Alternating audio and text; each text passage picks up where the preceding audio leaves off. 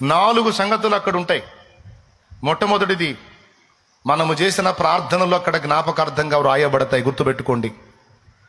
రెండవది, మనం చేసిన సేవా కార్యక్రమాలు,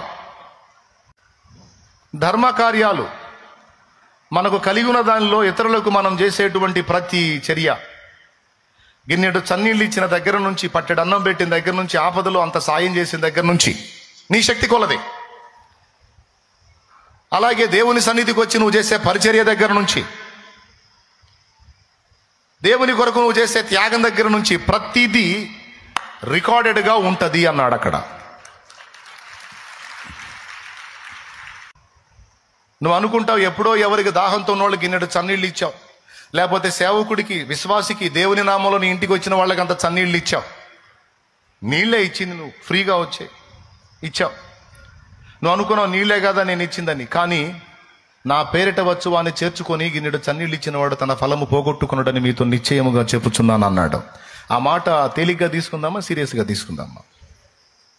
అంటే గిన్నెడు చన్నీళ్ళు ఇచ్చినది కూడా రాసుకుంటాడు. ఇక నువ్వు ఆపదలో ఉన్న వాళ్ళకి నీ కలిగిన దానిలో నుండి నువ్వు సాయం చేసింది అక్కడ నమోదు చేయబడింది. ఎన్నిసార్లు ఎంతమందికి ప్రత్యక్షంగా పరోక్షంగా, అది దేవుని పనికి కానీ, సాటి మనుషుల వేదనలో వాళ్ళకి ఇంత సహాయం కానీ, ఇంకా చెప్పాలంటే కృంగిపోయిన ఒక వ్యక్తిని వెన్ను తట్టి నువ్వు ధైర్యపరిచింది కూడా సేవగానే రాసుకుంటాడు అక్కడ. ఇప్పుడు నీ సాటి సహోదరుడు అప్పులను బట్టో సమస్యలను బట్టో కృంగిపోయాడు, ఇబ్బంది పడుతున్నాడు. నువ్వేం చేశావంటే కొన్ని మాటలు, దేవుని మాటలు చెప్పి, నీ సాక్ష్యం చెప్పి ఆ వ్యక్తిని ధైర్యపరిచావు, వెన్ను తట్టావు. ఆమెను ధైర్యపరిచావు, వెన్ను తట్టావు. సోదరి, నువ్వు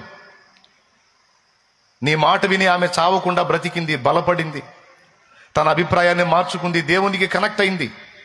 ఇలా నువ్వు నీ జీవిత కాలంలో కనీసం అనేక మందిని నువ్వు అలా ధైర్యపరిచావు, ప్రోత్సహించావు, బలపరిచావు. వారి కోసం నీ టైం కొంచెం వెచ్చించావు. నీకు తెలుసా, నీకు తెలియకుండానే గొప్ప సేవ నువ్వు చేస్తున్నావు, అది రాసుకున్నాడు అక్కడ. ఇది ఒట్టి మాట కాదమ్మా, నిజం నేను చెప్పేది. ఎందుకంటే మన దేవుడు కృంగిన వారిని లేవనెత్తే దేవుడు. అదే కృంగిన వారిని నువ్వు లేవనెత్తినప్పుడు దేవుడు చేసే సత్క్రియ నువ్వు చేస్తున్నావు. అప్పుడు నేను ఏ లెక్కలో చేరుస్తాడు? సేవకుల లెక్కలోనే చేరుస్తాడు. సేవ చేసావు. ఒకవేళ నువ్వు ఆమెను బలపరచకపోయినట్టయితే, ఒకవేళ నువ్వు ఆమెను ధైర్యపరచకపోయినట్టయితే ఊరేసుకొని చచ్చిపోయేదేమో. ఒకవేళ నువ్వు ఆయన బలపరచకపోయినట్టయితే, ఒకవేళ నువ్వు అతన్ని ఓదార్చకపోయినట్టయితే, అతనికి భరోసా కలిగించకపోయినట్టయితే అతడు మందు దాగి చచ్చిపోయేవాడేమో. నువ్వు ఆ విషయం మాట్లాడటం వల్ల, ధైర్యపరచడం వల్ల కృంగుబాట్లోంచి బయటకు వచ్చి